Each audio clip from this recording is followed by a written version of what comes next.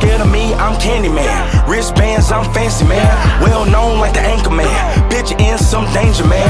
Walking to the plate, I look at coach, he say he hanging them. Tough as nails, I'm made of them. Big bat, the mace. Hello everybody, and welcome to the Leadoff, your new daily baseball news and highlight show.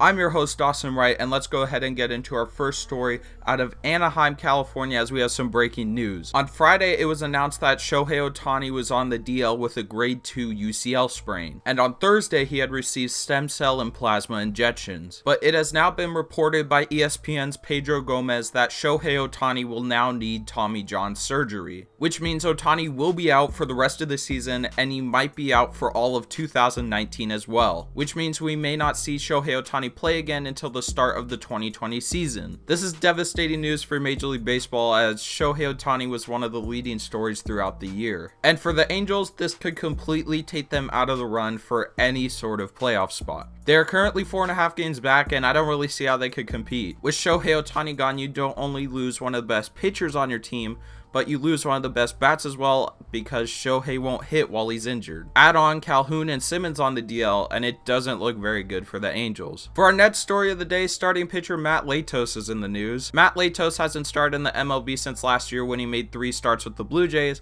but he has now found his way in an independent league. And on Saturday, while pitching an independent league game, Latos started a benches clearing brawl. The opposing team scored off Latos, and then there was a collision at the plate that left Latos' catcher, Kevin Torres, laying on the dirt, which caused the benches to clear. But no real fight started, and everyone went back to their dugouts. Latos apparently thought it wasn't over yet, as he threw inside to the next batter with no response.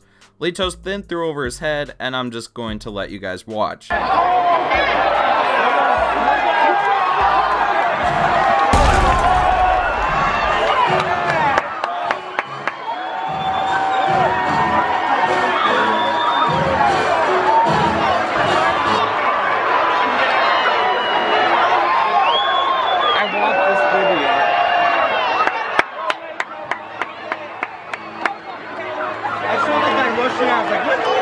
And for our last main story of the day, Blue Jays prospect Vladimir Guerrero Jr. will miss 4 weeks due to a right knee injury. Guerrero is MLB's #2 prospect, and so far he is having one of the best AA seasons ever. But it still looks like it might be a while before he gets called up to the majors, even with or without the injury.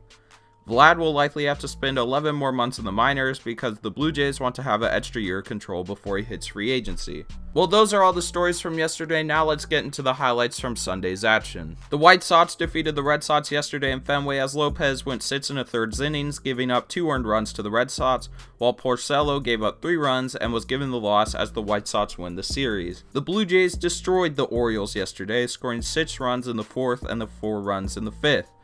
Add on a good start by Blue Jays pitcher Marco Estrada, who went 6 innings and gave up 3 runs as the Blue Jays win 13-3. The Indians and the Tigers finished up their series in Detroit yesterday with Corey Kluber on the mound for the Indians, who was dominant, giving up 2 runs on 5 hits in 8 innings.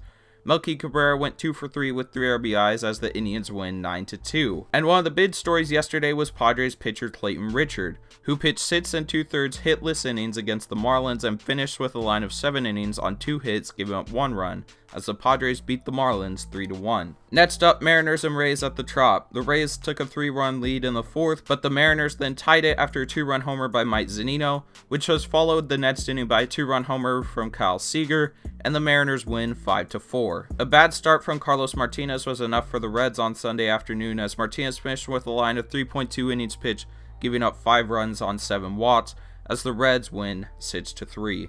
Bottom of the 5th in Philadelphia, game tied at 2, Hoskins up with the bases loaded. He gets a sac fly and his 2nd RBI of the day, and the Phillies take a 3-2 lead, and they would go on to win by a score of 4-3 as they snapped their 4-game losing streak. After a bad start from Angels pitcher Nick Tapiano, the Angels were not able to recover, as after a 3-run 5th and 3 RBI day by center fielder Jake Cave, the Twins go on to win 7-5. After a quality start from Kyle Hendricks, Brian Dunson came in to pitch, and he got out 1 batter and gave up 4 runs before he was taken out of the game. And that's all the Pirates would need, as Nova gave up 1 run in 5.2 innings, and the Pirates would go on to win 7-1. First pitch in Arlington as George Springer goes deep and hits his 5th leadoff homer of the season.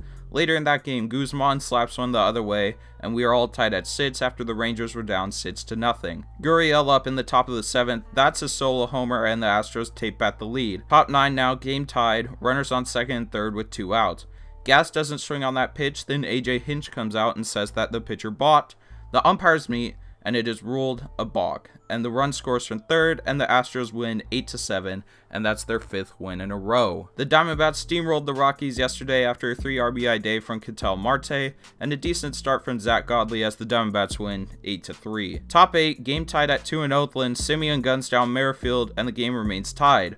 Bottom 8, Matt Chapman hits his 10th homer of the year, and the A's go on to win 3-2. Giants and Nationals going at it in the nation's capital. Brandon Crawford was the story of this game as he finished a triple shy of the cycle and hit his 2-run homer off of Matt Scherzer, and the Giants would go on to win 2-0. Sean Newcomb on the mound for the Braves, as it would not be his night. He went 5.1 innings and gave up 7 hits on 5 runs to the Dodgers, who would go on to win 7-2. Sunday night game of the week, Yankees versus Mets. Nimmo makes a great catch to start off the game.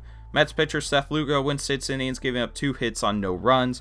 Bottom 5, Todd Frazier up to bat. He hits a 2-run homer to left, and the Mets go on to win 2-0, avoiding the sweep. That's going to wrap up all of yesterday's action. If you enjoyed, be sure to like the video and subscribe to the channel. And today's question of the day is, are the Angels still contenders without Shohei Ohtani? Be sure to let me know what you guys think in the comments below, and I will highlight some of the answers in tomorrow's video. For those of you who are watching this video on my channel, be sure to subscribe to the Pinch Runners YouTube channel, as the rest of the shows will be on their channel. I might post like one of these a week on my channel. So if you want to see the rest of these throughout the season, subscribe to the Pinch Runners channel. The link will be in the description. But thank you guys who made it to the end, and I will see you in tomorrow's episode.